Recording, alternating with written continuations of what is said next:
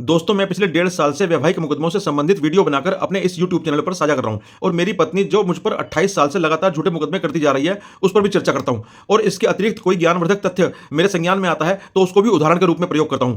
आज ज्ञानवर्धक तथ्य की बात हुई है तो ज्ञान प्राप्ति से शुरू करते हैं। गौतम बुद्ध और महावीर जी की तरह पूरे विश्व में कुल 1 दर्जन करीब ऐसी विभूतियां हुई हैं जिनको पूर्ण ज्ञान की प्राप्ति होना माना जाता है। पूर्ण ज्ञान की प्राप्ति होना एक ऐसी अवस्था है जिसमें मन की सभी शंकाएं मिट जाती हैं और स्वयं से संबंधित तथा पूरे ब्रह्मांड से संबंधित सभी प्रश्नों के उत्तर प्राप्त हो जाते हैं। ऐसी अवस्था प्राप्त करने वाली यह विभूतियां साधारण मनुष्य न रहकर ईश्वरीय रूप हो गई। अगर साधारण और सामान्य मनुष्यों की बात करें तो उनमें भी जिसको जितना अधिक ज्ञान होता है उसका मन उतना अधिक शांत होता है और जितना ज्ञान कम होता है व्यक्ति उतना ही अधिक विचलित रहता है। ज्ञान के अभाव में वह अहंकार, लालच, द्वेष, रिवेंज और झूठ जैसे अवगुणों के साथ जीता है। मेरी पत्नी जो लालच के वशीभूत होकर 28 साल से लगातार झूठी ग्राउंड्स पर मुझ पर मुकदमे करती जा रही है, यह उसकी अज्ञानता का ही प्रमाण है। उसको अपनी मृत्यु बिल्कुल भी याद नहीं है। 55 साल की आयु में भी उसको लगता है कि वह अभी 400-500 साल और जीने वाली है। उसने अपने इसी आचरण और परवरिश से बेटे को भी अपने जैसा बना दिया है, जो 30 साल का होकर भी मां को मुकदमे खत्म करने की सलाह देने के स्थान पर मां के जैसा लालची स्वभाव का होने के कारण उसको मुकदमे करते रहने के लिए उकसाता है। मां की तरह उसको भी मुकदमेबाजी इसलिए खिलवाड़ लगती है क्योंकि अभी तक उस पर कोई मुकदमा नहीं हुआ है, वरना पुरुष होने के नाते वो तो 28 साल क्या 28 हफ्ते भी नहीं झेल पाएगा।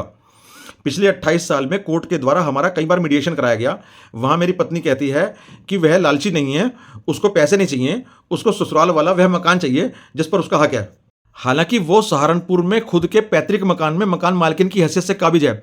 माँ बेटा अच्छा खासा कमा भी रहे हैं, लेकिन लालच इतना कि मैं अपना आवासीय मकान भी उनको देकर खुद सड़क पर रहना शुरू कर दूं तो वह मुझे डिवोर्स दे देगी।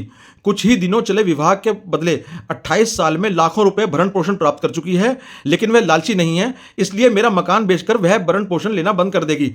यदि लालची होती तो मेरा लिवर और किडनी भी बेच देती।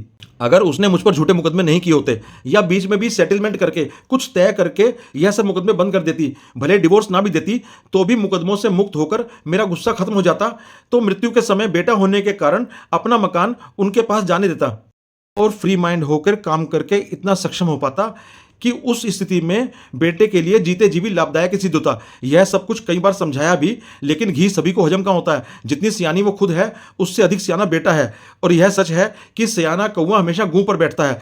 इस बापू की भी बात मान लेगा तो सुखी रहेगा। जिस राह पे तुम चल रहे हो बेटा, एक दिन पूरी तरह फंसोगे। उस दिन मुझे याद करना। न्याय अभी भी बाकी है। Justice is overdue but it will be delivered soon.